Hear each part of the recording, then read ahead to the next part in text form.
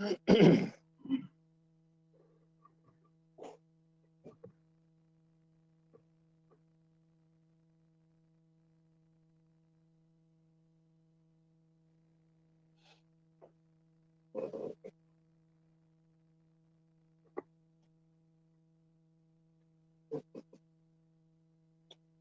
we live yet?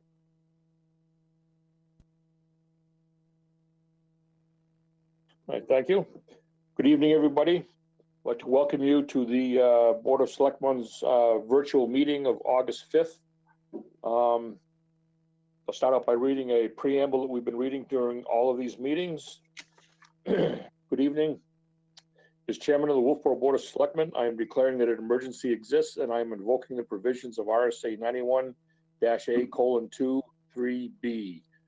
Federal, state, and local officials have determined the gatherings of 10 or more people pose a substantial risk to our community and its continuing efforts to combat the spread of COVID-19.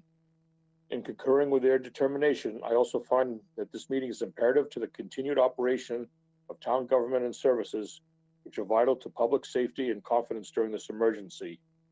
As such, this meeting will be conducted without a quorum of this body physically present in the same location. Also a note that later on during this meeting, we will be meeting as a Libby Museum trustees. At this time, I also welcome members of the public accessing this meeting remotely. Even though this meeting is being conducted in a unique manner under unusual circumstances, the usual rules of conduct and decorum apply. Any person found to be disrupting this meeting will be asked to cease the disruption. Should the disruptive behavior continue thereafter, that person will be removed from this meeting. Please note that all votes that are taken during this meeting shall be done by roll call vote. So we'll start by taking a roll call attendance here. So if you would each state your name and then please state whether there's anybody in the room with you during this meeting, which is required under the right to know law. So Linda, we'll start with you. Yes, Linda Murray. I'm in a room in my house by myself. Thank you. Paul? Good evening, everyone. Paul O'Brien. I'm in a room in my house by myself. Thank you. Dave Senecal? Dave Senecal. I'm in a room in my house. You may hear my dog run through at some point, but I am alone. Thank you. Dave Bowers? Dave Bowers, home alone, or in this room alone. Thank you, Dave. And I'm Brad Harriman. I am home in the room by myself here also. Thank you, everybody. Mr. Pino, do we have a need for a non-public session this evening? Good evening, Mr. Chairman. We do. You should have received the link for that earlier this afternoon. It'll be under RSA 91A 3 lowercase a, public employee compensation, E, pending threat or threatening litigation, and L, consideration of legal advice. Okay, thank you. Next on our agenda will be consideration of the minutes of July 15th. Do you have any comments or corrections? Mr. Chairman? Linda? Yeah, I have a small one on page 5, the third paragraph up from the bottom.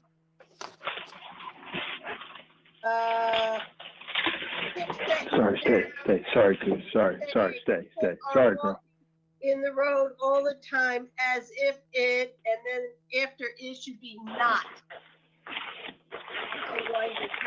Road.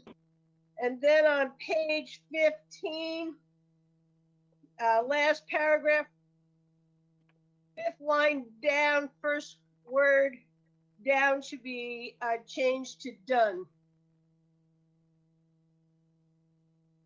Okay. Paul, did you have something? Yeah, I did. So I think Linda has recommended, we're going to be approving the Libby minutes inside of these minutes too. Is that kind of from an point of order? We're going to do that all at once. I have no objection to that. But... Oh, because yeah, that's I think that's fine. That's fine. If we're all comfortable doing that, we can do that. So we'll wear two hats. I do have one item, Mr. Chairman, on page 8. 1, 2, 3, 4, 5, 6 sentences up from the bottom. it says, Mr. O'Brien stated we would like to understand the rules contained in the big grant. And strike the words before we do business.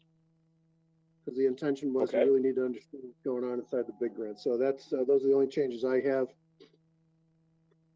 I have a question. I have 2 sets of minutes.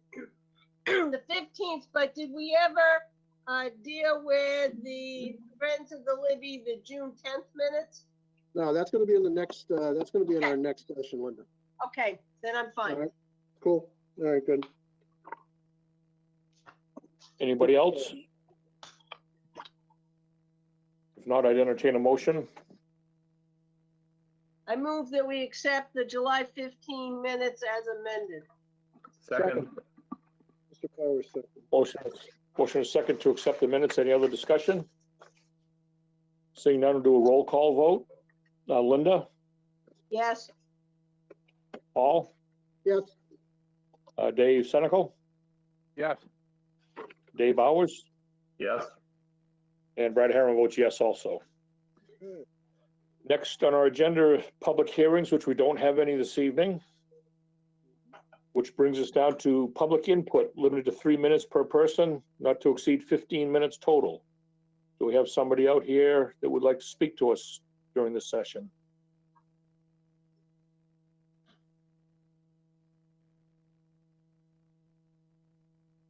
Don't see anybody out there, so we'll move on to our bulk vote.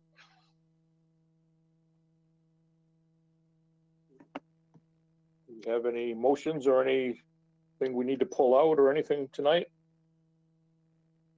I'll make a motion that we approve the bulk vote, items A through G. A through F. I'll second that. Linda, Motion and a second on the floor to approve the bulk vote, the items A through G, right? Yeah.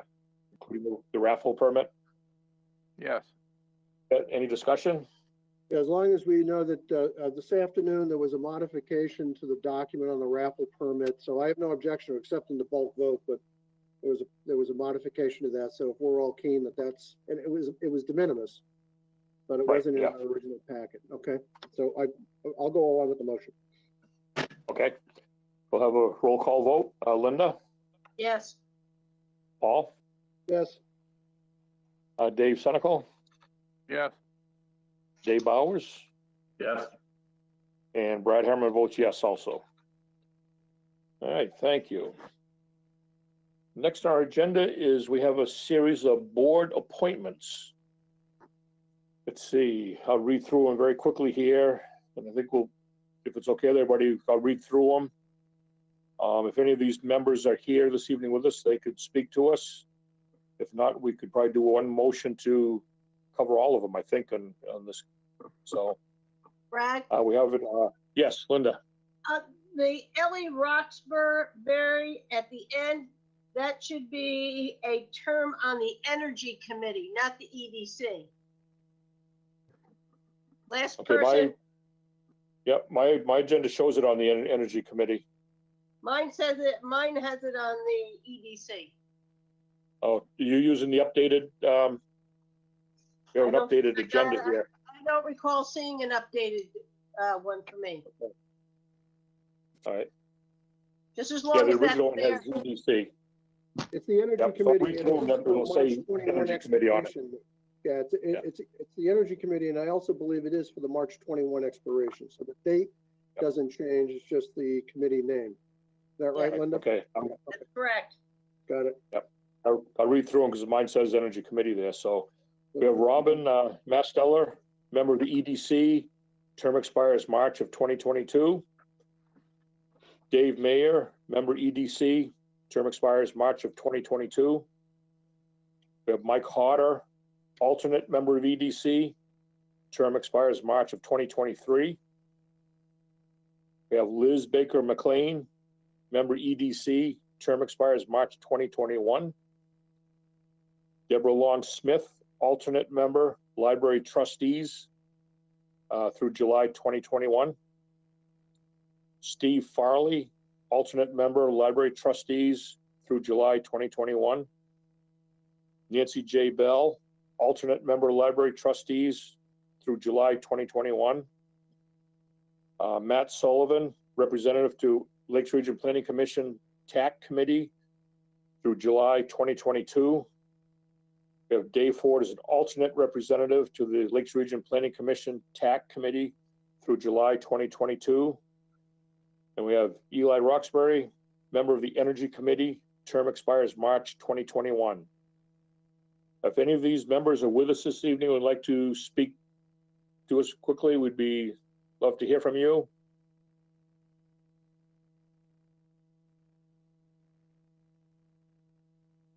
Seeing all the silence out there, I'd entertain a motion to approve these members on their respective boards.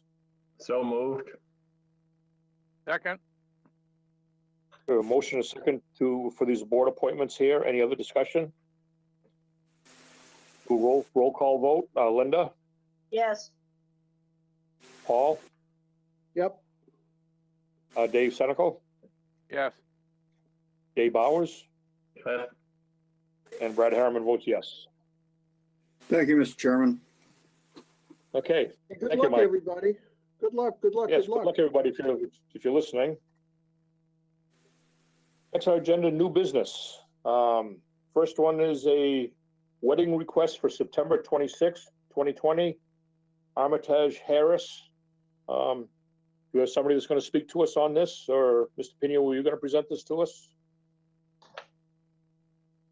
Mr. Chairman, I believe that the couple is here to be able to speak on their behalf this evening. Woohoo.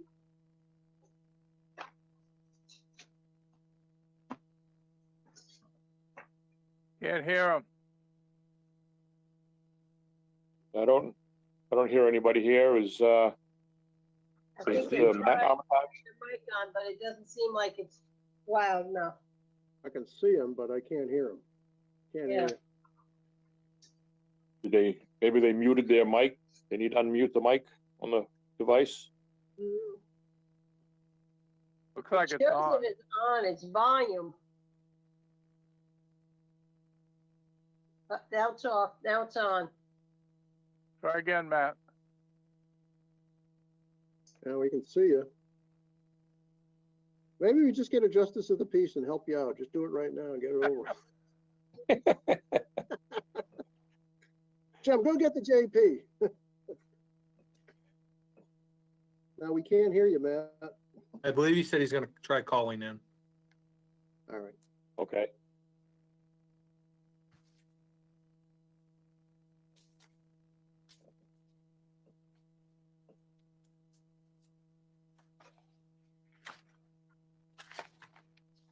While waiting for him to call in, I'll just read basically what his email said to us. He'd like to have the Kate Park gazebo on Saturday, September 26th for a wedding ceremony around at 4 or 4:30 in the afternoon, lasting approximately 30 minutes with pictures starting at 3 o'clock. Plan to have 27 guests, but do not plan to have chairs or benches. So that's kind of the information we have at this time anyway.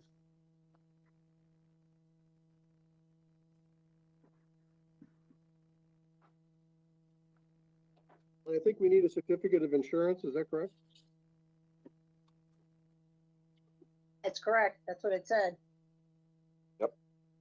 We got to get one of them. We don't want to be holding up their wedding because we don't have insurance. Hello, can you hear us? We can hear you. Yes. we can hear you.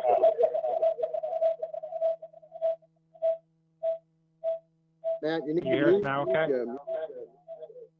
You hear us, Matt? Okay, how about now? I can hear you. Can you hear us? Yes. Yes, we can. Okay. I apologize about the problems there. I could hear you all and my mic was on, but seemed to be a computer problem. So I appreciate your patience very much. I was concentrating on dialing in, and I did hear you read our email. Yes, September 26th, we're hoping to use Cape Park for a brief wedding ceremony. The time did change. I did email Amy about that, but the email must not have gotten updated. We're actually hoping for a 3 p.m. ceremony, about 20 minutes long, and we're hoping to use the park from about 2 p.m. to about 4 p.m. So some pictures before and some pictures after. Only about 30 people in total, including Sherry and myself. Like I said, a brief, probably 20-minute ceremony, pictures before, pictures after, and we'd be out of your hair. We are aware of the insurance liability requirement. I've been on the town insurance's website, and I'm ready to secure that. Just wanted to appear before you folks and make sure we had your approval before I went ahead and did that. Okay, thank you. Just one other thing, I'm assuming that Amy or the staff has told you that because that is a public park there, that people can be around there and stuff like that going through. We won't be shutting down the park at all. So there might be people walking around the background or something like that while you're getting married and hopefully cheering you on and stuff. So just so you're aware of that. We are aware any of other that. board members? Okay, any other board members have any questions? I think, congratulations, you're gonna get photobombed, which is great. Probably, thank you. Okay, so I think I'd entertain a motion for this. I'll make a motion to approve a request to use Cape Park and the community bandstand from 2 to 4 p.m. for a wedding ceremony on September 26th, 2020 for Cheryl Harris and Matt Armitage, contingent upon the providing of a certificate of insurance no later than 1 week prior to the event and per the governor's orders. I'll second that. Thank you. Motion is second. Do we have any other discussion? Seeing none, I'll have a roll call vote. Linda? Yes. Paul? Yep. Dave Senical? Yes. Dave Bowers? Yes. And Brad Harriman votes yes also. So congratulations and good luck. Good luck. Thank you. Thank you all very much. Thank you. Okay. Next on our agenda is a discussion for an update on Warmth and More Fund. We have somebody here who's going to present this to us. Yes. Uh-oh. Can you hear me? Mhm. Can't hear me? Yes, Can you hear me? Okay. yes, Nancy. Good. Hi, this is Nancy Hirschberg from Clark Road. Amy, are you on as well, Lucia? Yeah, I'm on as a caller. Okay, great. So thank you. We just wanted to do, I've been working with Amy who has gotten the fund set up. Last time we were with you, we were proposing a warrant article. The warrant article passed 1,149 in favor and 132 against, which is wonderful to see the support in town for this fund. And I'm gonna let Amy tell you about the status of the fund right now, and then I'll tell you about the fundraising. All yours, Amy. Okay, so here I am. So the trustees of the trust fund have established the fund, and in your guidelines, it'll explain to you how a person can make a donation to the fund, which will go through the trustees of the trust fund, and how folks can apply for it. We'll also submit vouchers to the trustees to the trust fund. Probably similar to like how we had the Lions Club fund a couple years back. Okay. Okay. So we're ready to start Are fundraising. there some rules and criteria, Amy? We'll use the welfare application because we already have that mechanism, but we'll know that with this fund, we have some people that sometimes are just over by, $100. This is a good opportunity to use funds to help people in that manner. And it's actually the same criteria I used for when the Lions Club used to use their fund, because many folks will qualify for fuel assistance, but if they don't, we'll have this there for them. Okay, thank you. So I'll just briefly update you on the fundraising. So we're planning on fundraising from both individuals and businesses in town. Events right now, of course, are pretty much impossible. There is another opportunity that we are very fortunate to have our own MED, which most communities in New Hampshire don't. So we do have the potential of an option that we're really excited about, which is of adding to our electric bill a roundup option so that people could opt in to say, my bill this month was $30.20. I'm going to round up to that. It would be, I calculated that if of the 5,000 customers, if only 2,000 of them did that each month and did 50 cents, it would be over $8,000 a year that we, or 7,000, that we'd be able to generate just from a roundup. And if we could have a donation place as well, that would potentially be even more. If there is a cost to set that up in this, with the software, of course, we would have to raise the money for that. But aside from the going to businesses, going to individuals, that's the third way that we hope that we'll be able to potentially generate some funds for this as well. And you know, we're hoping that can be a significant amount. So just want to fill you in. I hope that you support that approach, and if you have any thoughts or ideas or people we should talk to or anything, that would be terrific. Hey, board members, any questions or comments? I have one. I just want to thank Nancy for working on this and putting it together. It's something the town needs, and I am sure you'll get very good community support for it. Great. Thank you. We're excited about it. Okay. Thank you. Okay, thank you very much, Nancy, for the update, and good luck with moving forward with this.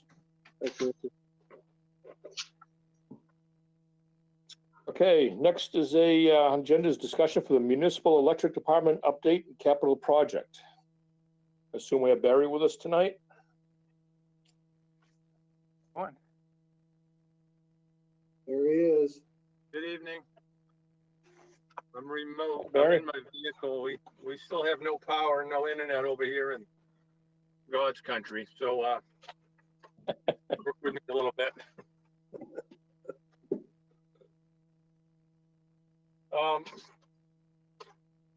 I'm not sure exactly what you have for material. I had presented sort of an update on the financials related to our conversion phase 5 project. We've had 3 phases to it, if you recall. This was the $3.675 million bond, which was approved last year to build our new substation down the Glendon Street parking lot. Was like that was one portion of it. Second was to rebuild the distribution system on Forest Road, and the third of that was to rebuild the distribution and convert it on North Main Street north of Forest Road. So the new substation was bid. The project was awarded to PLC Construction.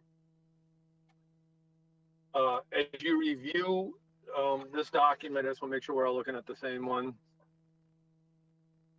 If you have that. Yep. You see, we had some overages in red from what was estimated versus what the actual bids came in as. The largest overage was certainly with the construction itself, with PLC contractors. So the bottom line on the new substation is we're $153,000 over our budgeted amount. Unfortunately, as part of that also, that also ate up our contingency for all 3 projects to even get us under 154,000. Secondly, we bid Forest Road. And again, the actual construction of that portion came in extremely high compared to what our estimate. We're actually $800,000 over on the construction portion of the Forest Road project. And that was our low bid. Again, the contingency was sucked up in the new substation portion. And that obviously put us in a bit of peril to actually complete and do the North Main Street conversion portion of that. So obviously we're holding off on bidding that, knowing as we got bid prices we have solid bid prices on transformers, equipment, and labor for Forest Road. We used those numbers and carried over for what the North Main Street, because they're very similar in scope. North Main being a little larger, but the same type of work. We use those unit pricing to do a model, and obviously we're even way over on that. We're $951,000 over on the construction end of that, and there's various reasons for that. If you combine all three, we started out with the substation. Inflation's been running pretty steady for the past 5 years. In this past 12 months, we started jumped tremendously on the construction side. Transformers were up. Now, I don't know if there's anything that correlates into, what we've been dealing with on the COVID end of things, but yeah, so we're way under funded from what our budget needs to be with this. One of the other reasons was down at the substation site, we had to end up putting in much deeper pilings versus what we expected. We got into when we did our test borings, we get into some debris that was basically sort of some junk fill down there. So what used to be 3-foot foundations on the old sub at that site, we had to go down into the water table with 16-foot deep foundations, basically piling we had to put in there to get down to an adequate substrate material to meet today's standards. So that's involved. So here we are, and what the bottom line boils down to is, in order to complete that third phase, which really I don't think there's any argument that we need to do it, because this by completing the third phase, it'll allow us to decommission the old substation, which was really the gist of this project, to get out from under a station that was 44 years old, and increase reliability in those last two conversion areas. In order to do that, we're going to have to go out for another project, either another project request. I won't know exactly how we're going to do that. Either we make a request for a 2021 CIP project, either as a bond or out of current revenue. At this juncture, until we get our financials for 2019, I don't have a great answer of which side of should we bond it or should we pay for out of the unrestricted fund balance at this juncture. But 1.85 million appears to be the number. And maybe the better way to handle this is I even put it out with pre-bid later this year, with a clause that funding would have to be approved, so that we'd bid it and get some hard bid numbers, because right now we're just carrying over what we got. Line work is at a premium right now. There's plenty of work out there, so there's no great deals on the labor portion, unfortunately. So that's it in the nutshell. Yep. So Barry, I got a quick question here on these, going into this. Obviously, we had budgets, estimates going in. Did PLM Engineering provide us with these preliminary budgets to kind of set up funding for it?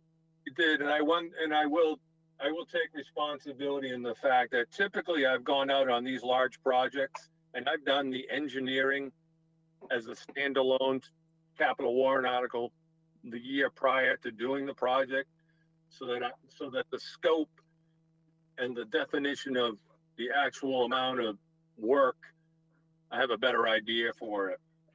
For this one,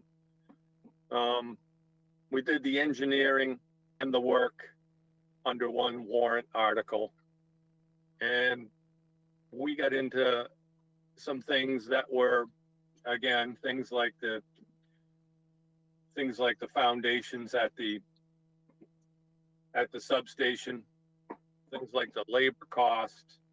Even though we had an escalator in there, they were skyrocketed way above anything that I got from estimates from PLM based on their prior work experience. And we've always been under budget on all these projects. So it's,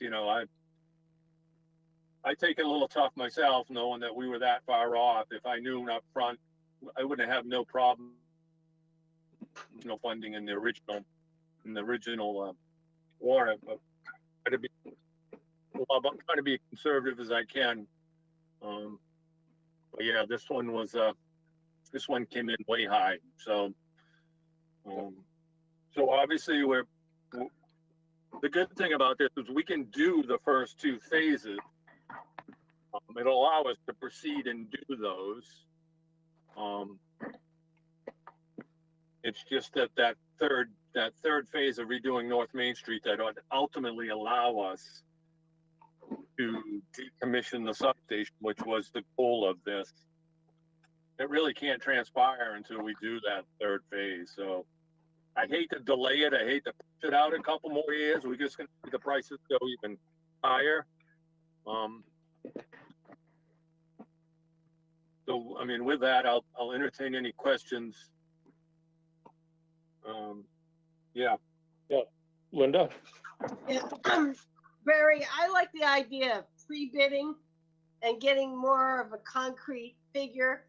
What if we're going to have to put the project back out again for a warrant article, we better hit it this time. So it makes sense, and we've done pretty well with some pre-bidding to get a real solid number, and I think this is a project we better do that with. You're right. I think again, this is my first time where I didn't go out with a pre-engineered bid. We had some requests that perhaps in the past that didn't reflect the full project cost because the engineering wasn't included in the full. And so I attempted to do it as as one entirety. I think I learned a lesson with this one. Pricing just wasn't stable enough to get a real hard number on what really needed to be done without going through and doing the engineering, doing the soil testing, doing all the drilling and everything else that was part of that. So I would concur. I think it would be a good idea to actually go out, maybe even as soon as, early this fall, September. Let's put this out to bid with a clause in there that it would have to be funded. I do have some concerns that perhaps by doing it 9 months earlier, contractors might look at, because of the unknown, they're assuming some of that risk between September and next April, that the pricing may be a little bit higher than what it would be under normal conditions. But seeing you're right, I mean, I agree. I think we have to nail this now. I mean, this. Yeah. And and whether to bond or to do cash, we should go out and find out where the bond bank rates are right now. We got a 0.57 on I think it was the Cary Beach bond. So let's see if we can find out where that is, which will help you decide whether we should do it in cash or whether you should do it as a bond. I'm sure you won't get that low of a one because that was a 5-year bond. But to get that information and have it in hand will help us as a board to decide when the time comes whether it's cash or a bond. Yeah, I agree. I guess the rates are favorable now. I don't know how long that's going to last. But I agree. I mean, inflation is going up. The conversation, Barry, I think you just had a few minutes ago is the inflation conversation. Do I bid now? And the guys come back to me and they're arbitraging what they think the prices are going to be. That's a classic conversation of buying ahead of need. It's an inflation conversation. So we're going to deal with that. And Linda's right. We gotta know what the cost of money is. And then once we get it all laid out on the table towards the end of CIP time, we can start having conversations on how much we're going to spend on bonding or cash. Okay. I'm not a big believer that that the project should be put out a year or two. I think we convinced ourselves with you 2 years ago that this was important to do, that the sequence of events of laying a new 390 line, getting the substation in, doing the upgrades to Forest Road, getting the upgrades done is all part of an encompassing strategy. And if we kick it out, we're just going to your point, potentially look at bigger prices and not do what we were supposed to do in the first place. So I wouldn't be very supportive of putting this thing on hold for a while, not me. One of the things, if I could add to this with our debt service schedule, we have 2 projects coming off our debt service schedule, one in 2021, which I believe was the Pleasant Valley Road, which is a 10-year note. And then 2023 is the final year of our original voltage conversion project 1, which is the $5.281 million that we went out and did in 2003. So those monies will be coming off the books and virtually leaving us debt free. You know, I think we should weigh that in on if we decide to bond or not to bond. But I think we probably have about $1.2 million left over the next year to pay off, right? Something like that, 900 million, something like that. It's not a lot of money from the MED point of view. Okay. Yeah, 900,000, perhaps. Yeah. Yeah. So I mean, with that, I know I feel confident that we can go out and do this without having an effect on our rate. I think we can absorb that fairly easily, knowing that those other 2 projects are coming off the books entirely. And you know, I feel confident now as we go through the process of our purchase power, that the prices are coming down a bit on that. I do hope that we can reflect that lower, you know, those lower prices in the rate. But I don't see that being an issue as far as affecting our rate because of this. I don't. So. Okay. Any other questions or comments from the board? Mr. Chairman? Yes. Yeah, just a couple points. And this kind of hit me this afternoon, and I do not know if this would fall into the criteria or not. I don't know what the board's thoughts would be, and if it would meet the criteria of needing to hold a special town meeting to be able to put this bond forward in advance of the 2021 town meeting. The reason I say that is there is a second bond sale which will be taking place in January.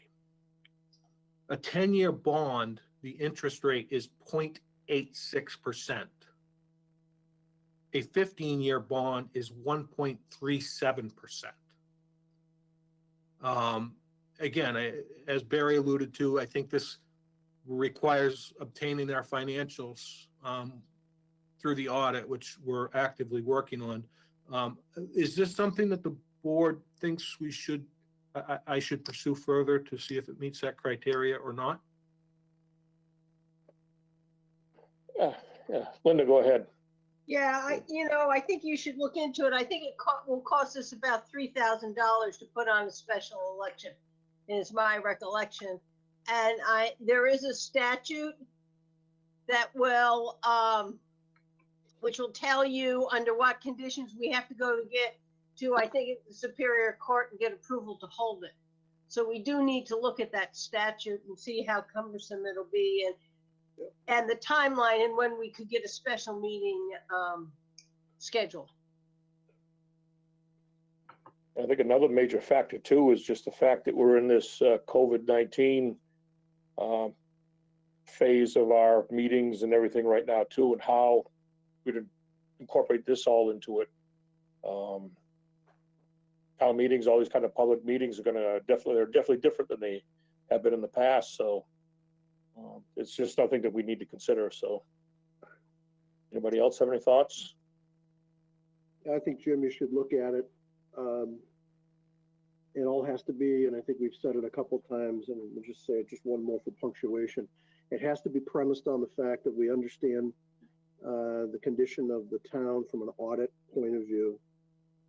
And that following that, we have a, maybe it's a working session where we really understand what we think our cash flows are going to look like in 2021. My God, 2021. What we really think we're going to be staring at.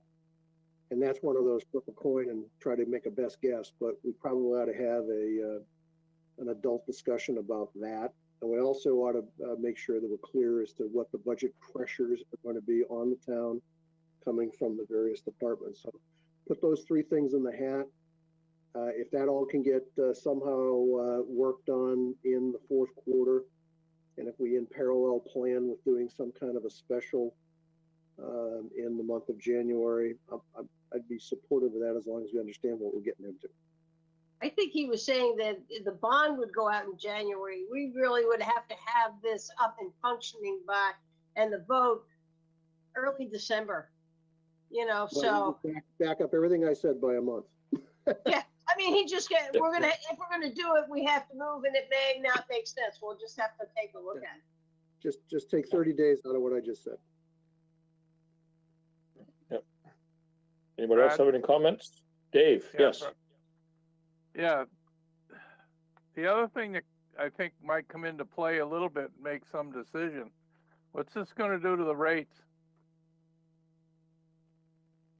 Yeah, as I said, Dave, because we have those other two debt service things coming off our schedule here in the next couple of years, this can easily be absorbed as a bond without affecting our rates whatsoever. And I think most people would want to know that. I mean, I'd want to know it. And I can't believe that other people listening to us, so when it gets in the paper, somebody says, well, what's that going to do to my rate? How much more am I going to have to pay the light company now? And I think that's important. We need to, you know, put that into play as well, somewhere along this schedule. Well, this is an enterprise fund discussion that we need for all of our enterprise funds. I mean, Barry, last time I checked, Barry could pay off this 1.8 million bucks in 1 3/4 years of earnings. Maybe 2 years. That's fine, Paul. That's fine. But people need to know that. I need to know that. Yeah. I think you're right, Dave. We need to be clear. I think he's completely right. We need to have a discussion as to whether this entity has the ability to generate the funds to cover the cost. Yeah. Or whether we're going to go back and pull the water, send us more money. If it's going to be minimal on us as electric light payers, the rest of them should know about it as well. We'll know about it. Sure. You know, I'm sure the paper will tell them. Right, Alyssa? The financials really will help us. Yeah. It always has. I mean, we've always been able to do this with most of our enterprise funds. As long as we can show people they're not going to have tremendous increases, they vote for it. I mean, we've seen that over and over. So we've been very, very well supported. Again, no question. You know, I wouldn't have any issues of requesting that additional 1.8 in last year if I was ready for it, and I felt confident that it would have been approved. But it is what it is. Yeah, it's. I guess we need numbers. It's a right discussion. We need numbers, and the voters need to see them so that they don't get an impression that we're just simply pulling the lever on them. Yeah. No question. Yep. Okay, any other questions or comments? Yeah, so I think we kind of have a plan to move forward to take a look at some different options here. So we'll this will be staying on our agenda for a while, I would say, and we'll see where it leads. Yeah, just an FYI, Brad, it is at this point, it was presented to the CIP committee. We have a couple of members that are, you know, Paul and Linda did see it on there. So we have queued it up at this point, just in anticipation, so we're ready, if we have to move on it, and I think it's the right thing to do, so. But it is on their, it is on their agenda. All right, sounds good, Barry. Have anything else for us tonight, Barry? Thank you, Barry. So that's it, really. We will have a bucket truck, that was our other warrant, will be out to bid, I hope by the end of next week. That's always a 10-month build time, so we're looking at, probably getting that next March by the time it's received. But yeah, all the other projects on that list, the ones you've seen before, dates have changed a bit just based on this information that I presented. Right. That's it. Thank you very much. Thanks, Barry. Okay, thank you, Barry. Thank you. Okay, next on our agenda is an update of the temporary events for Task Force number 5.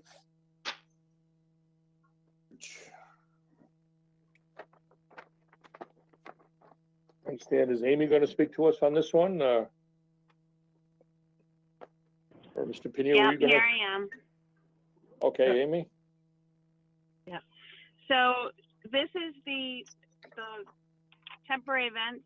I just present this for an update to let you know where we're at on some of these. A few more canceled, and then you'll just see that there's a few programs that are still gonna go on. The Antique Boat Show, which I'm Scott Robinson, I'm not sure if he's here, but they're still talking about whether they're going to be able to do that or not for September, but he should let me know soon. And then the only other thing is these pickleball. We have 2 pickleball. One's a camp and one's a tournament. So I've been working with Christina. We've been staying in touch, especially with the Level Up Pickleball Camp, because they come from out of state. And we just told them that they have to keep communicating with us because of COVID. Everything could change in an instant. So I provided her with the state link for the sport so she can follow and stick to the rules that is recommended by the governor's office. And the other pickleball tournament on the bottom, this was previously approved last year. And I spoke to him, and they still plan on having the event. There's a few things I need to follow up with on there, as you can see, and that's why it's yellow. But as far as I know, they plan to go forward too. So, I recommended they also follow the COVID regulations for the sports as well. Other than that, we usually have a couple fall and Christmas events, but I don't know if we'll have those. If not, then this will be it for the year. Okay, thank you, Amy. Anybody have any questions for Amy? I have one. I see Christine's here. For Christine, are they communicating with you, in terms of the policy of COVID and distance and stuff for the courts themselves? And waiting to get into the courts, or you have regulations for that? So as far as regular pickleball, they've been playing it. I actually don't know much about the tournament, except Justin just forwarded me something today that they have 118 people registered for that tournament. So I think we do have to have a discussion to see what that looks like. That's a lot of people to have on the court. So I just found out that number today. So I think we do need to follow up. Amy and I definitely will get in touch with them just to figure out what the plan is. Because if they're not playing, then are they just standing around? How does that look? I don't know. But you'll follow up with it. Yes. That's good.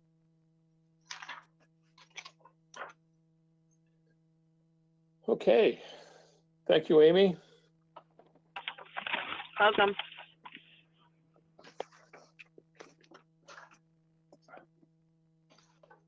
Okay, next I guess we're going to move into becoming trustees of the Libby Museum. So at this time I will turn this over to Paul.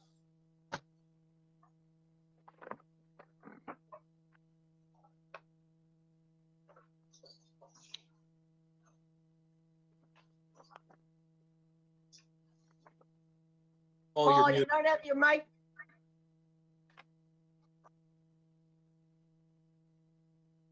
Pardon me for doing that. It sounded good. Let me try it again. Sounded real good. Yeah, thank you for that, Brad. Appreciate it. Very, very kind. A couple of things we need to do. We have already approved the 15 July minutes, so that's behind us. We need to approve the June 10 minutes. Maybe we have a couple of other items of business. So why don't we start there? You all have in your packets the June 10 minutes. Any questions, comments, or difficulties? I have, in terms of the defining the different options. Number 2 was to renovate the building and utilities, have a quality museum with museum quality air. That meant heating and cooling, and it was just going to be the existing building. Mm-hmm. And all right, so we needed to say we need the air in there. So item 2, which is on page 1 of the minutes, Linda. Renovate existing building, seasonal museum, museum quality air. Yep. And part-time director. Yep. Okay. And then let's see. And I think, again, when we do the expansion, we're also looking at museum quality environment. That's correct. That is correct. And I just think those words, that should be in there. Okay. Anybody else? Yeah. Paul, I thought I understood under option 2 to renovate, to bring the existing museum into basically up-to-date standards. And we talked about a small addition required to house the mechanicals, the HVAC and stuff like that. Yep. That, and what I thought I just heard Linda say was that it was without any addition or something there. So I just wanted to just clarify that. So how about this wording? We'll do the existing building and may need an addition for mechanicals. Yep. Does that do it for you, Brad? Yeah, I think that's kind of what I got from the gist of our conversation back in June on this when we brought up these different options there. That's what I recall. And actually, the way this came together was we had this conversation, and then we had a chat with our good friend from Alba, who said, we're going to put the mechanicals someplace, and we said, oh, that's not a bad idea. So that kind of came after the fact. But putting it in here is fine. That's fine. I think we did talk about it here because we talked about it even when we wrote the Warren article for 2020, that 300,000, and we did put the wording of maybe an addition. Correct. Okay. Yes. Okay. Anything else? Okay, I have one, and it's we can go ahead and approve the minutes because Brad, you actually did say this, and it's probably right. On the second page of the minutes, you said that about $90,000 has been raised. I had the good fortune of meeting with the interim director last week, and I got a different number. And so it's entirely possible that we're looking at 2 different spreadsheets. So I'm not gonna debate whether 90 or 45 is the right number, but one of the things we probably do want to do is when we sit together with our friends, we probably want to know on one piece of paper how much money has been raised and whether it's restricted money or unrestricted. We just probably want to know that. Mm-hmm. So if there's no other corrections to the minutes, may I please have a motion to accept them? I'll make a motion to accept the minutes as amended, the June 10th minutes. Second. I have a motion and a second. Any discussion by our colleagues? Okay, let's do a roll call vote. Mr. Harriman. Yes. Linda Murray. Yes. Mr. Stenical. Yes. Mr. Bowers. Yeah. And Paul O'Brien says yes, the minutes are approved. Okay, next item on our agenda is we've received a letter from Jane Kelly, and it's in your packet. We also, I don't know if you all have read the Grunter, but there was one in the Grunter as well. There was a letter from a person, Kate Poole, that said she was a watercolor artist and had the privilege of exhibiting in the Libby. I passed both of those notes on to the interim director, and I've asked, we're gonna, if you have no objection, I'd like to jot off a short note to Jane Kelly, thanking her for her interest and just letting her know we passed it on. And maybe Amy's already sent that out, but if not, I'll follow up. Any objection to us doing that? No. No? Okay, cool. All right, next is joint meeting of Libby trustees and the Friends. There's been an ask, and it's in large part to Brad and Triona, that we need to get the trustees and the Friends together. And I'd like to have a short discussion with all of you about that event, some idea of what we want to accomplish at that event. And then we can go figure out what the dates ought to be. My sense is on the dates that we still have the ALBA process going on, and until we get that thing landed on the ground, we probably don't have a lot to talk about for that option. So I think we probably want to wait until that gets done and have our meeting. But I'm open to any other discussion. So let's tee it up. I presume we all want to have a meeting with the Friends of the Libby. Is there anybody who thinks that's a bad idea? Good. So then what do we want to accomplish at that meeting? I think the Friends are really looking for a little bit of guidance on what they think they should be, if they should even be moving forward with fundraising to continue here and stuff. Mm-hmm. They'd like to have the meeting sooner rather than later, and I don't necessarily think we need to wait until we get the ALBA proposal or presentation into us. They are fully aware that we're proceeding with that route, and they understand the explanation was told them why. So we have the options and stuff like that to look at. So I think based on that, I'd just soon see us try and, get a date set up for it. We can kind of have a general type agenda and we just see where the discussions go. I mean, they go in any number of different directions, I think. So between questions are going to be asked between us and between them. And I don't think there's going to be an exact, agenda like we have for these meetings here. So that's my thought anyway. I just wouldn't see us do it sooner rather than later. So Brad said, the ALBA thing is not necessarily on the critical path. Let's have the meeting beforehand, and the agenda is let's have a conversation. Linda. I got to agree with Brad. I'd like it sooner than later. I think we need to have a give and take with them. I think they need to understand the things that we're struggling with, how we define one project and the other, and to get it to see if they could buy into going out and fundraising for either one of the options. I still need some feedback from them on where they are and how they see and this all going down and their feelings about what are the options we're talking about. So I'm with Brad. Okay. Anybody else? So it sounds like we should have a meeting sooner rather than later. The ALBA thing is kind of an interesting backdrop, and let's have a give and take conversation.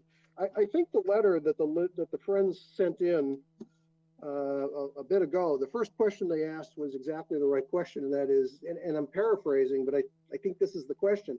I mean, are we lined up with each other? Are we in alignment? And I think that that's a good place for us to spend some time together figuring out how we get into alignment, not whether we are or we're not, but how we get into alignment so we can go forward. Because at the end of the day, if we're not in alignment, the voters are going to see it, right? And then it'll look pretty ugly. So what's the best way to go do this? I don't know how to do joint date meetings. And do we have to do this as a public meeting, notice meeting?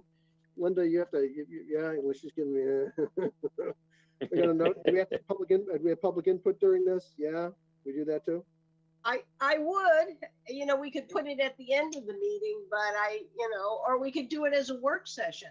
And in Yeah. a work session, you don't have to put on public input. So those are two options. What do you think? What do you guys think? I think I agree. I kind of like the idea of doing, go ahead, Dave. Well, just put some times and dates out there. Yep. And, you know, we have intervals, we have Wednesdays in between our regular meetings. Sure. Most of us are used to Wednesdays. Sure. So, you know, I think the second question is, do we do it as a work session or do a public meeting? Just get your commentary on that. I'd say as a work session myself. That's basically what we're doing. Yeah. What about you, Brad? Dave? I agree. I think a work session platform would be a good way to approach it. Okay. Okay. And I guess I have a question for Jim here. If we do this joint meeting and stuff, is our go-to meeting platform large enough to have, I think we have 8 or 9 members of the Friends there to have that many people in on a meeting like this? Mr. Chairman, yes, this particular platform will allow you to have up to 150 people participating. All gathering. So we should be good there. The only other caveat relative to the workshop, in comparison to the meeting, you just can't make a decision at the workshop as trustees or board of selectmen. So it would be informational only. Okay. What I'm looking at is build that partnership. We're really looking for here a public-private partnership. And part of the way we get that is to have this conversation. And I don't think there's a big decision, you know, that we would have to make at the work session. I see it as a give and take. Linda, I agree with that. I don't envisage that we're going to be teeing up decisions. We're going to be, to your point, we're going to be learning about each other's needs, wants, and desires to make this thing successful. And I think that's the right thing to do. So we have intervening Wednesdays. We got next Wednesday, the 12th or the 26th.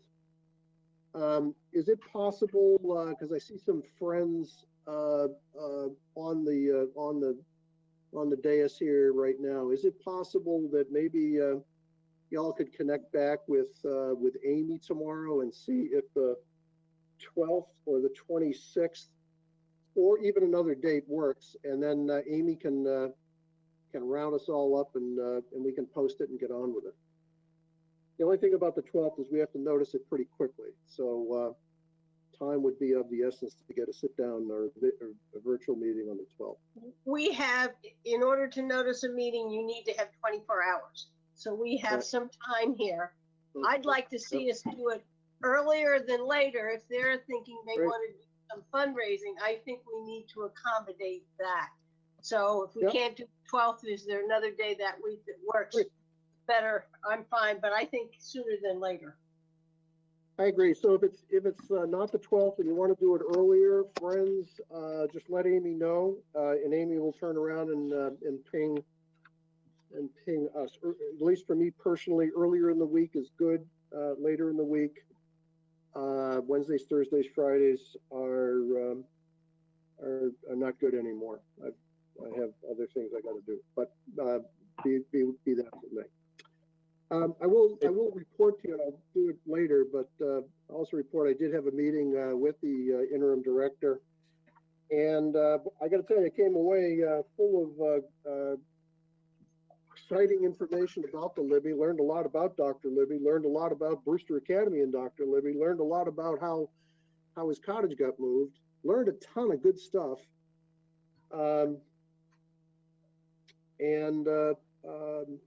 I thought it was a great meeting. Learned a lot about visions. And one of the things Brad and I did talk about, and Linda in a separate meeting, although we didn't sequentially brief here, is visions. What's the picture that we paint for fundraising, we paint for development of that facility? And I think our interim director is pretty keen to help us steer through that. So I presume that the interim director will be with us during the meeting we have with the Friends. I think that would be a good thing to do. Okay, so that's all of our Paul, if you, business. Paul, if you just hang on a second, I got some notes. I just want to go grab, take me 10 seconds from Friends of Libby meeting we had. Some of those notes, I don't know if I need to bring up or not real quick here. I'll be right back. And can you bring some water? And Paul, before we go out of the Libby trustees meeting, I need a guidance on a couple of issues. Sure.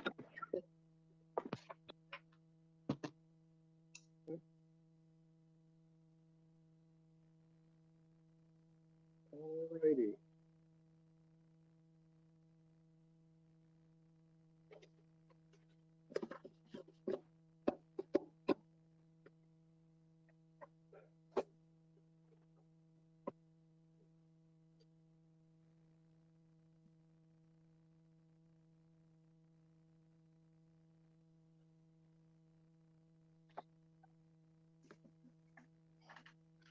Okay, Brad, it's all yours. Okay, thank you. Yeah, one of the things we had a discussion at our Friends of Libby meeting, it was last week here, is that I guess Phil had met with Kat on the museum there and about, you know, this new phase we're looking at to develop here.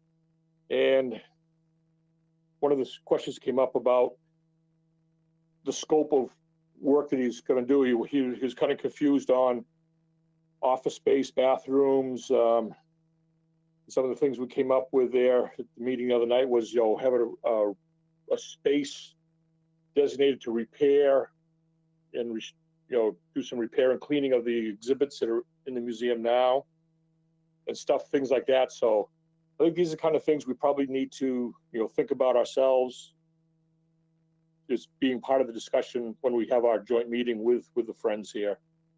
To make sure, that's kind of why I wanted to probably do this sooner rather than later too, if we need to get some of this information, if our scope gets adjusted a little bit for Phil, as he's developing this, you know, presentation for our option number 2 here. So I guess that was pretty much it there. So the main thing being, you know, we just want to have the joint meeting, and I think it's like Linda said, we need to be nice to have everybody on the same page and supportive of what we're looking to do there and our vision and everything for the museum in the future.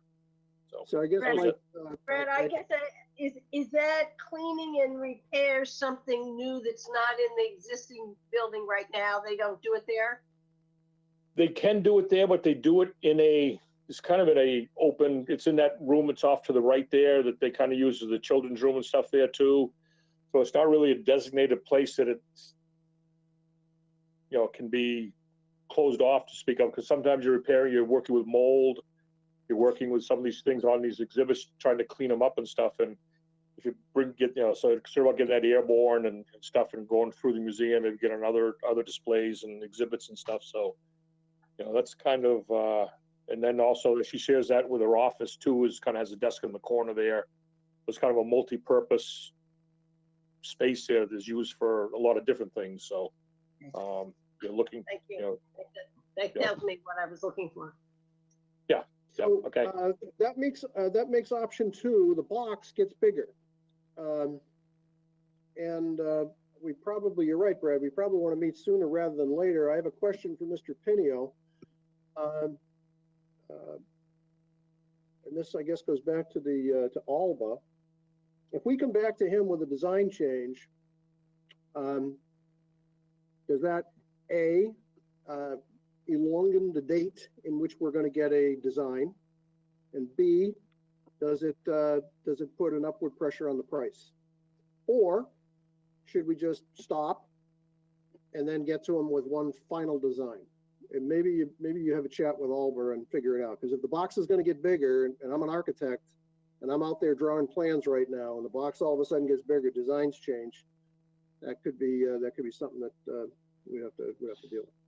Well, that's why I kind of asked whether they were doing it. So we may need to repurpose some of the interior space of that existing building for that to happen. Yep. Because they're going to pull a bathroom out. They're going to stick a bathroom somewhere else. mechanicals? Are we going to gain space inside it? Do we designate some areas for that? We may be able to change some of the interior without adding to the footprint of the building. I'm wondering if, maybe Brad, you and Jim have a chat and Jim gets to Alma, because you've been the point guy with the architect, and we at least get him aware of what the questions are coming in from the friends. Would that be okay to do that the next day? Or two? I have no issue with that. I've had correspondence. Yeah, with Brad. Brad's with the all guy that that's looking at the ceiling. I could probably, I don't know if Jim, if you got any time, like Friday afternoon, I could swing into the office there for a half hour or something like that, and we could sit down and go over some of these things and stuff. And tomorrow will be very tough. Tomorrow I'm unavailable. Friday I should be available. I've got a 2 o'clock, but I would guess 3:15, Brad, in that time frame. I should be available. I'll touch base with you maybe Friday morning at some point. We'll do some emails and figure out a time.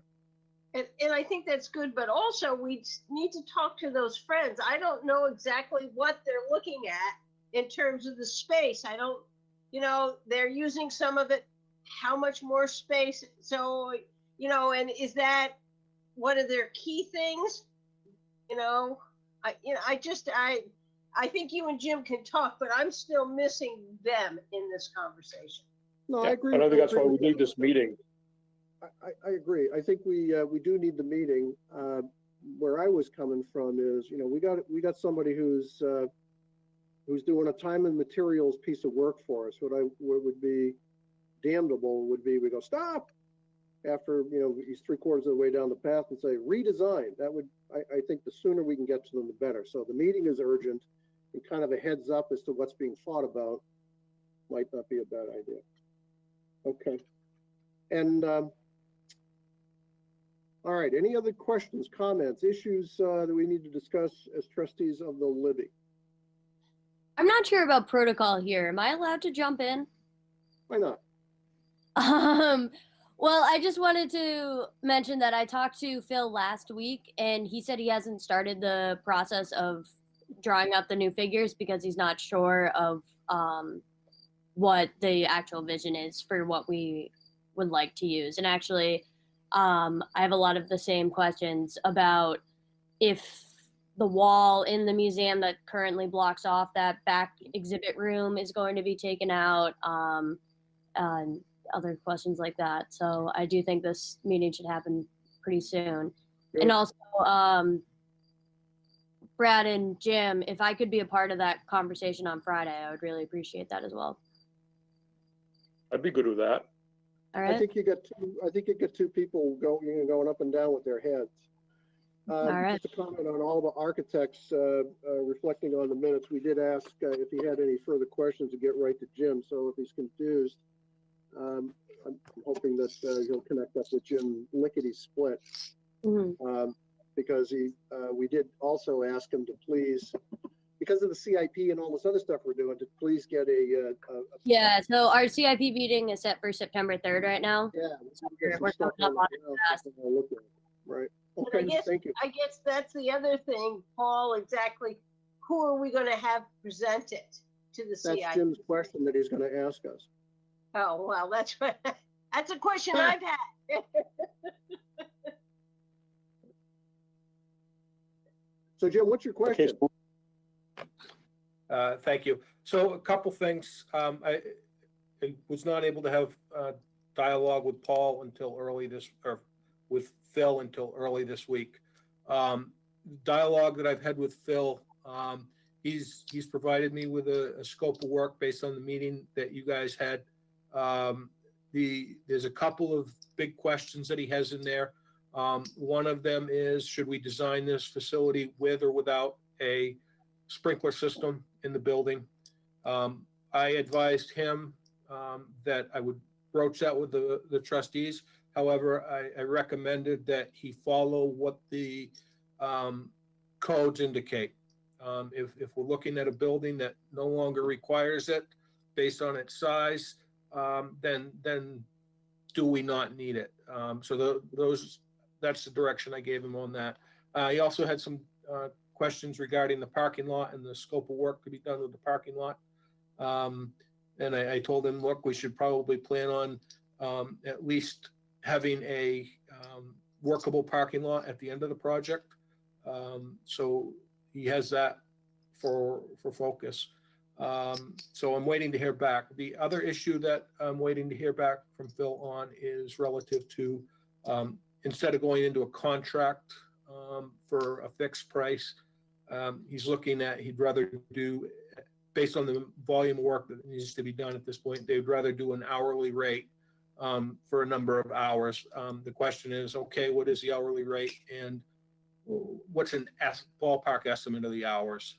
I don't see an issue with that going forward. I think we had the same.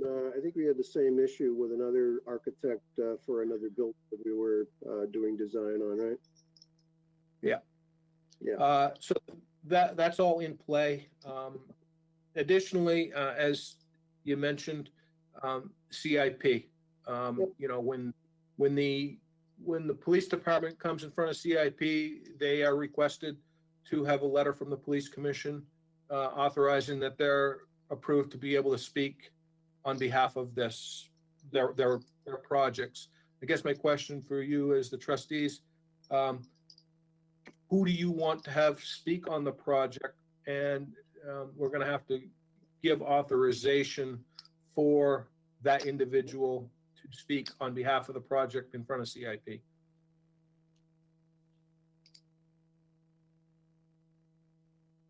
Well, Linda?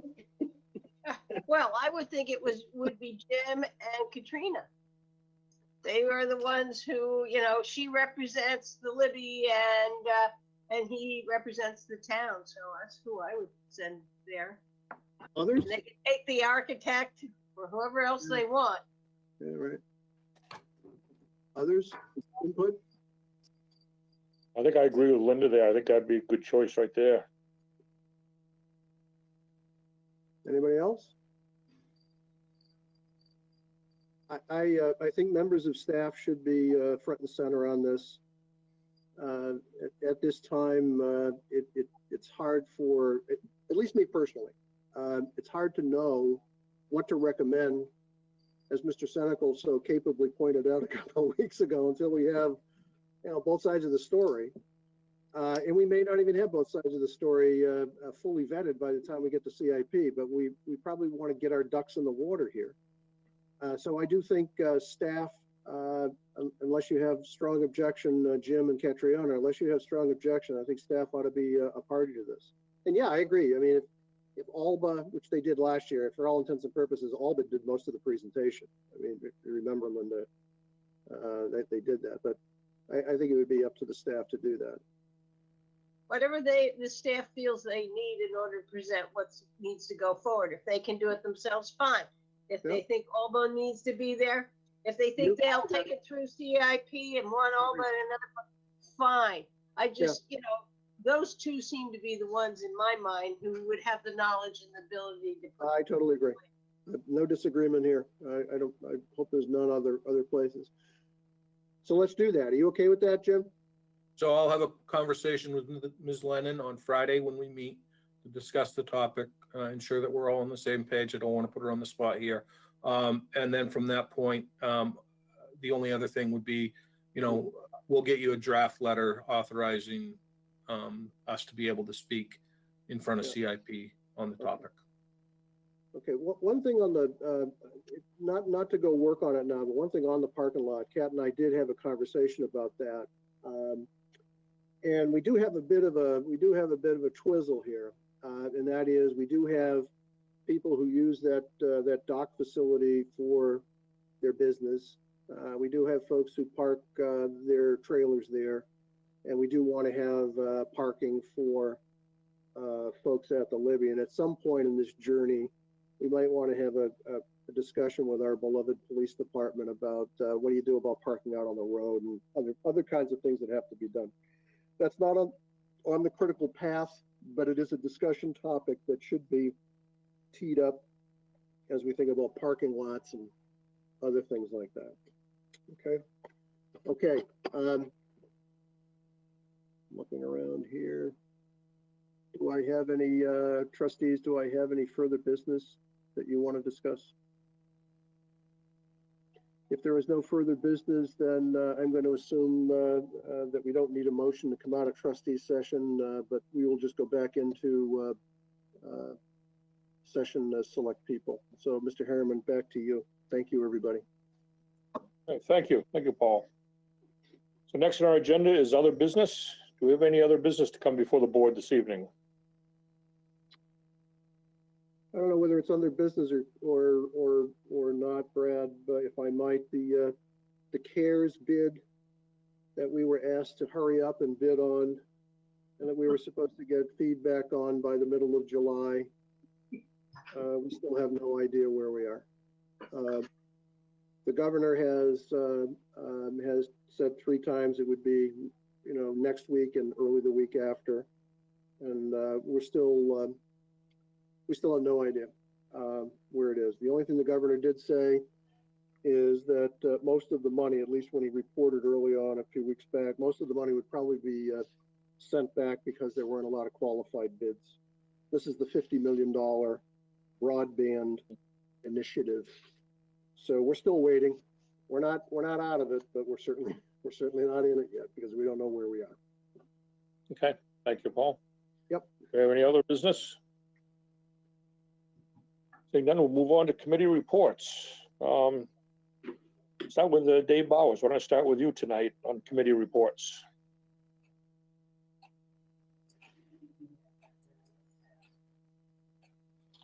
I didn't. Reports. I think you said no committees. Okay. Dave Senical? No, nothing on this side. CBA did not meet. Yay. All right. Yay. Thank you. Paul? CIP, it's up and running and moving along smartly. As I mentioned, I did spend some time with Catriona the other day. It was a delightful meeting. It was great. It was really great. And maybe I should put this in, put it in other business. On the 23rd of July, Governor Sununu signed into law a bill called House Bill 1111. That House bill gives the counties the ability to construct communication districts for the purposes of raising bond money, for the purposes of building broadband infrastructure in the counties. Mr. Bradley was one of the voters in support of the bill. This bill was, and I don't know if John McDonnell was, but it came out of his committee. It is now going to be taken up by the Carroll County Commissioners and some other people to construct this communications district. Before this thing gets too far down the runway, I would recommend that this board consider inviting Senator Bradley and maybe John to come and visit with us to explain how this is going to work and how this gets us broadband faster than ever before. I'll leave that to you to stew on it, but I think those are 2 very important things because shortly we will get some, I'm sure, some communications saying we want you guys to, in Wolfeboro and Tuftonboro and other places, we want you guys to sign up to be a part of a communications district, which gives authority for bonding. And I think we probably ought to have a conversation with some people before that happens. Thank you, Paul. Linda? I had a EDC meeting. We have taken out the master plan goals, and we had our second conversation about those master plan goals, and we're trying to come down to the ones that we're going to work on this year. I'm hoping that at some point soon, Matt will also give us, the Board of Selectmen, our master plan goals, because I think it would help us get some direction for a work plan. I joined Paul virtually for the CIP meetings. And that's all I have. Thank you. Last night I had a planning board meeting. We did another hybrid meeting, went very well. Meeting in the town hall. Everybody's socially spaced out. We had a boundary line adjustment, had an ADU application for special use permit and approval. And then Matt did a very nice job doing a presentation of the Kerry Beach drainage improvement project to the board, or mostly for informational information and stuff there. And the board came out with some questions or recommendations or things to look at and stuff there that I think Matt will be drafting up and presenting to the board and stuff for us to take a look at and everything. So, and then last week, as I said, we had a Friends of Libby meeting, some of which I talked to you about. In the rest of the bulk of the meeting, we've been reviewing our bylaws and going through those and some updates to bring those up to current status. So that was it for me. Next on agenda is Town Manager's Report.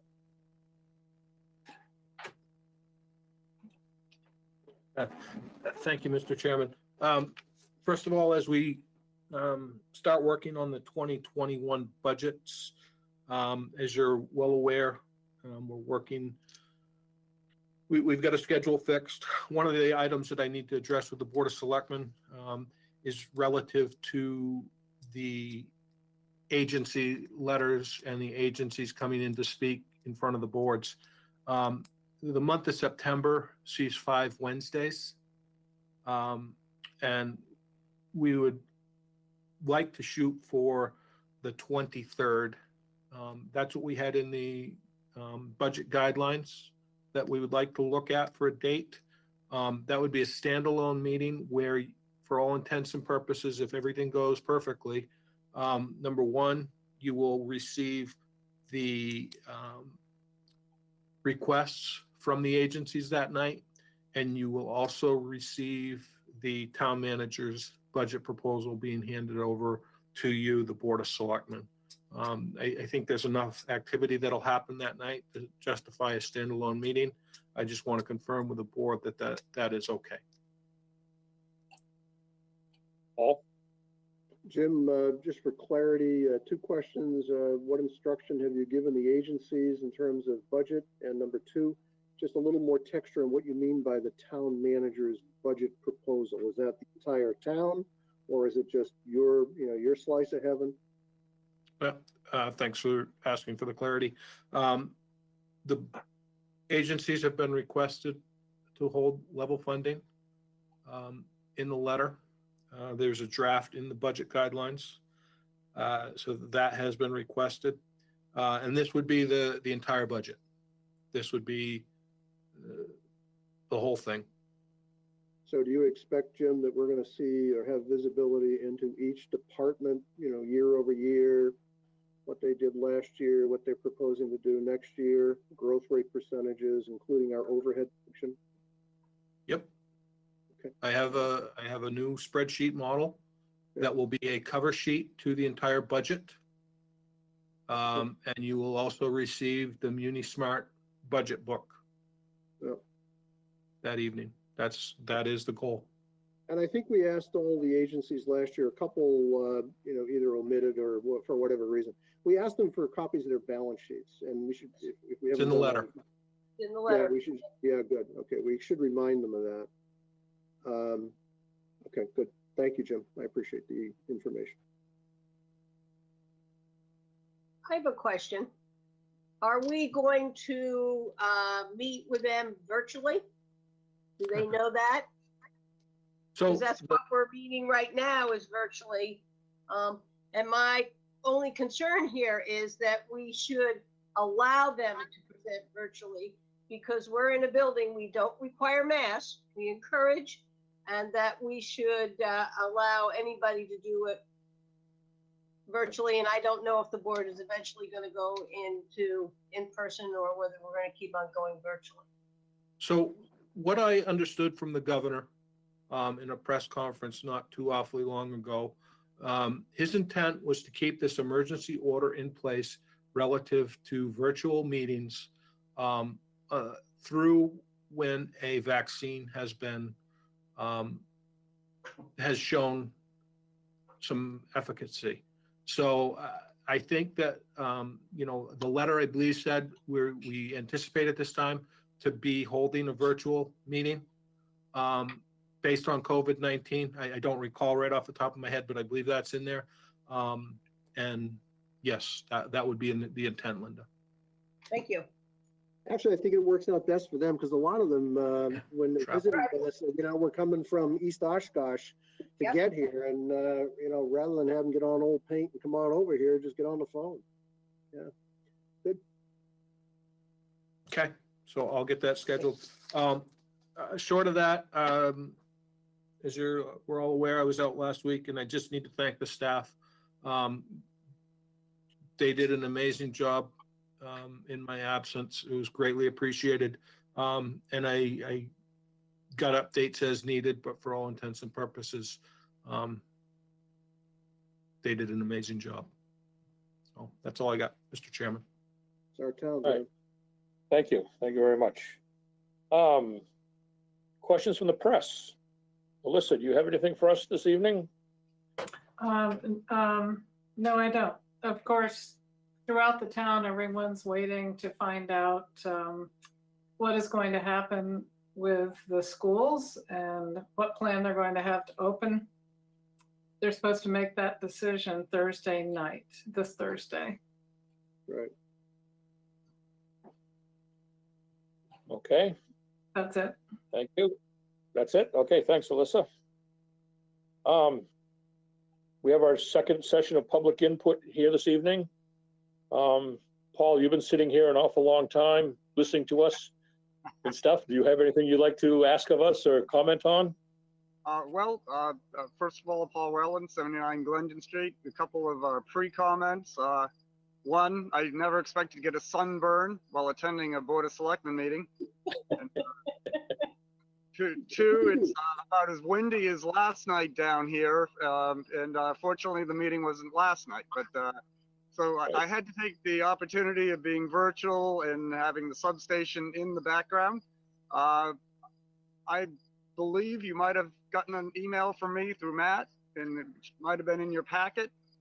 Other than those concerns, which is what certainly Barry talked about, that this whole three-phase project has certainly morphed and changed. My biggest concern was what was presented, 2 years ago now, by Barry with mocked up virtual drawings is far from what it looks like is going to happen. Perhaps asking for another $1.8 million, we can maybe get back a little bit more to things like reducing the existing chain link fence, which is about 15 feet bigger than it needs to be now, and maybe get kind of back on that track. I had kind of a nice presentation put together, but hearing the project is $1.8 million over kind of threw me off a little bit. That there wasn't some more oversight in this, and how this happened is pretty shocking. But yeah, you have my letter, and it sounds like some of these other things might be able to get addressed. Yeah, thank you, Paul. I did see the email get passed around. It did not make it into our packet tonight, unfortunately. Otherwise, we would have probably addressed it during Barry's presentation there. But I know we do have it in-house here and stuff, so we will definitely take a look at your concerns and see what we can, see how they get addressed and kind of go from there. Okay, yep, and I can certainly join you again some other time. Okay. Great. Thank you, Paul. Thank you, Paul. All right. Anybody else out there for public input this evening?